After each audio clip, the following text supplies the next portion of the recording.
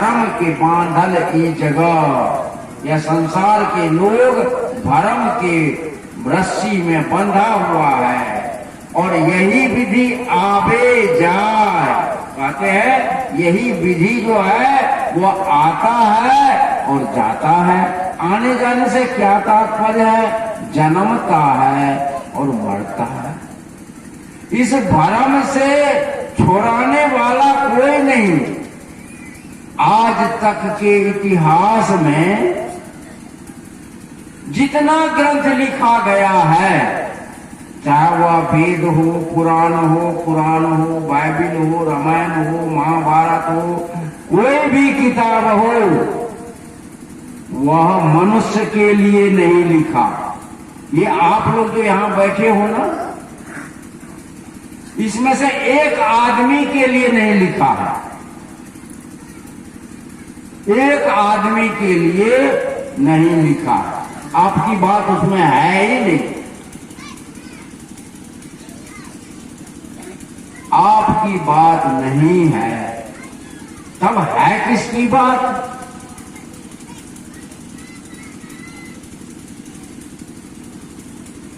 रामायण की ही चौपाई में उठा करके आपको कह देता हूं, क्योंकि आप सब लोग रामायण को मानते होंगे ना?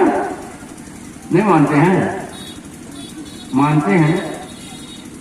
रामायण आपके लिए लिखा है, इनके लिए तो होगा, लेकिन और लोगों के लिए नहीं होगा। हमारे लिए भी है, इनके लिए है, हमारे लिए है, आप लोगों के लिए नहीं है। तो ये आप कहेगा आपके लिए है और हमारे आपके लिए क्यों नहीं? तो रामायण में लिखा है विप्रधेनु सुर संतहिता, विप्रधेनु सुर संतहिता लिन्न मनुज अवतार। भगवान अवतार लेते हैं किसके लिए? तो जो इसमें विप्र बैठे होंगे उनके लिए नहीं। जो ब्राह्मण देवता बैठे होंगे उनके लिए तो राम अवतार लिए। विप्र अधेनु गाय, गाय होगी कहीं तो उसके लिए भी है। असुर माना देवता, वो तो अब देवी देवता है, उसको देखिए। तो विप्रधेनु सुर संत, वो बाबा संते हैं, हम सुनते हैं। संत हिता लिन्न मनुज अवतार, आप लोगों के लिए है। आप लोगों की कहीं चर्चा? कहीं नहीं चर्चा। आप लोगों के लिए अवतार नहीं लिए।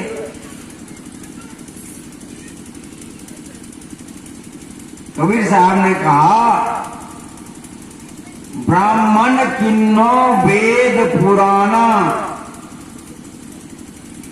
कैसे के मोई मानुष जाना।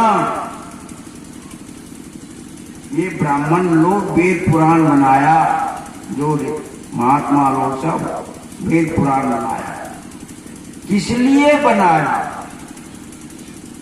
आपके कल्याण के लिए नहीं, अपने कल्याण के लिए। रामायण में भी लिखा है, गोस्वामी तुलसीदास जी महाराज कहते हैं कि मैं तो अपने लिए शांति सुखाय रघुनाथ गाथा, नहीं लिखा है, मैं अपने सुख के लिए लिखा।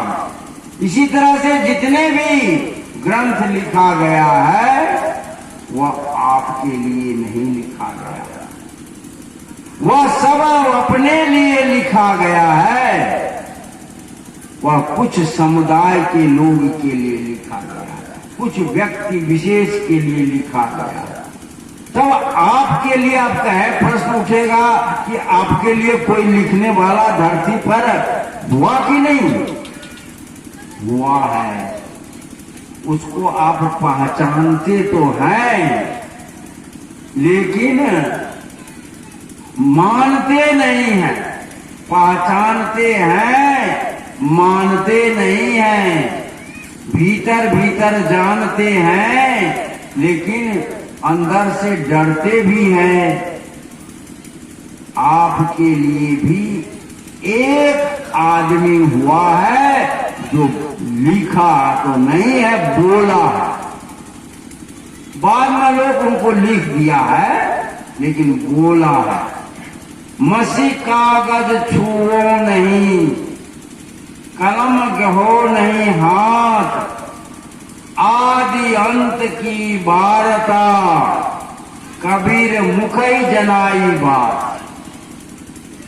क्या कहते हैं?